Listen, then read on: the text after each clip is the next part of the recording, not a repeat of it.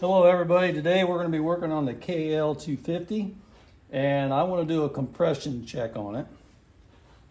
I want to see what the compression is on it, see if I have a healthy engine or if it needs to be serviced, mainly like a set of rings or something, because it's going through the oil faster than what it should.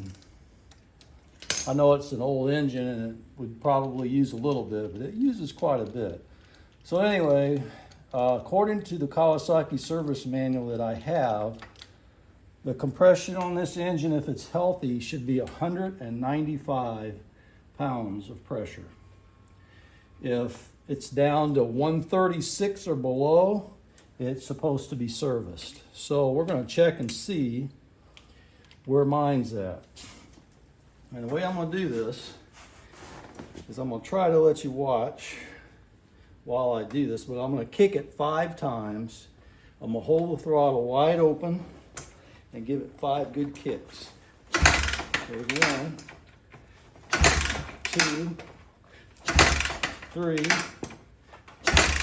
4, 5. Okay, where are we at?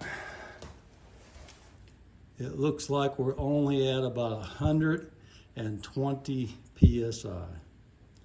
So this engine needs serviced. I'm going to be tearing it all apart and I'm going to be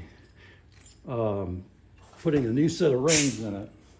So on my next video, this is Monday. So on Friday, I'll probably remove the tank and the seat and the exhaust pipe, and then maybe even the carb.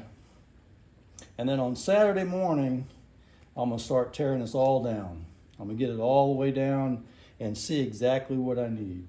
So look for that video. I'm gonna be doing that coming up, and hopefully it'll be interesting. Hopefully we'll find something.